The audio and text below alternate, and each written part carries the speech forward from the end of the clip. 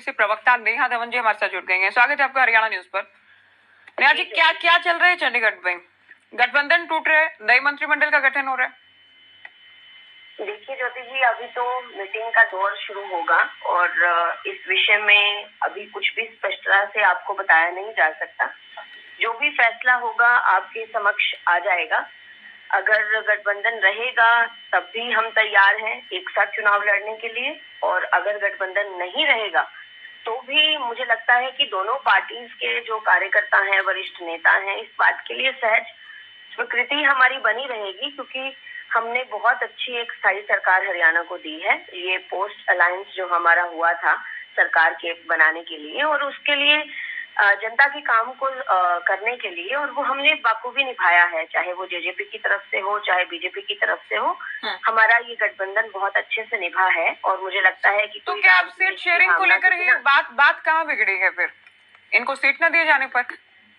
देखिए, सबकी अपनी अपनी मर्जी हो सकती है। अभी तो कुछ भी कहना स्पष्टता से मुझे लगता है कि बहुत जल्दबाजी होगी। अभी कोई भी बात स्पष्ट रूप से सामने नहीं है। और सीट की जहाँ तक बात है, हमारा शीर्ष नेतृत्व जो भी फैसला लेगा वो हम सब लोगों के लिए, अपने राज्य के लिए, बीजेपी के लिए, सभी के लिए सोच समझ कर ही लेंगे। तो अभी इसके बारे में स्पष्टता से ज्योति जी कुछ भी कहना संभव नहीं है।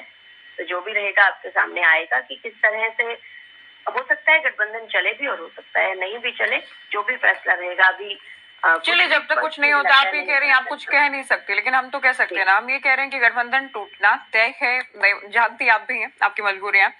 नए मंत्रिमंडल का गठन होगा, ऑब्जर्वर्स भी दिल्ली से भेजे गए बनाकर, और साथ ही नए मंत्रिमंडल में देखना ये है नेहा जी, किसे जगह मिलती है, किन किन नए चेहरों को शामिल किया जाता है और उसके लिए क्या समीकरण साधे जाते हैं। क्योंकि ज्यादा महत्वपूर्ण इसलिए भी हो जाएगा, चुनाव बेहद करीब है, और जो नया मंत्रिमंडल होगा, नए चेहरे होंगे, उनका भी एक संदेश वोटर्स में जरूर जाना है।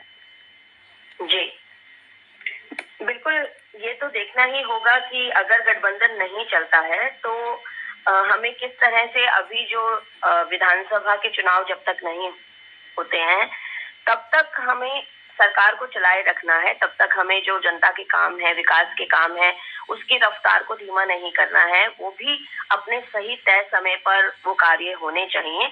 इसके लिए भी जिस तरह की व्यवस्था हमें करनी होगी, जो भी मंत्रिमंडल में फेरबदल करना है, हमें वो सब करना है। इसीलिए आज बैठक जो है वो सही समय पर आयोजित की भी जा रही है।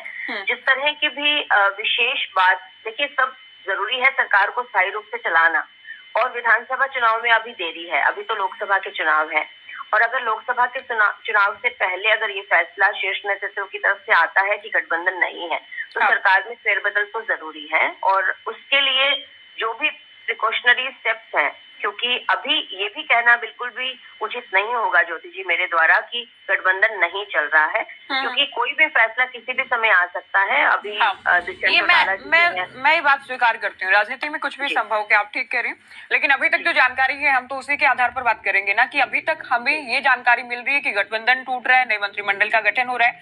और नेहा जी, आप लोग भी नहीं कहेंगे कि ठीक है, इतनी सरकार चली, अब आप लोगों को सीट नहीं दे रहे, इसलिए आप लोग अपने रास्ते चलिए, हम अपने रास्ते चल रहे हैं। तो ये एक इस तरह की परिस्थितियां क्रिएट कर दी जाएंगी कि नए मंत्रिमंडल का गठन, उसमें जेजेपी को जगह ना मिले, उसके बाद खुद ब खुद चले जाएं गठबंधन छोड़कर। ऐसा भी संभव है? ऐसा नहीं है ज्योति जी, ऐसा बिल्कुल भी नहीं है। क्योंकि देखिए, जब हम किसी के साथ मिलकर इतने लंबे समय तक एक व्यवस्था में रहते हैं और उन कार्यों को करते हैं मिलजुल कर, उसके बाद हमारी आपसी अंडरस्टैंडिंग इतनी हो जाती है कि उसमें कोई राग द्वेष की भावना नहीं रहती।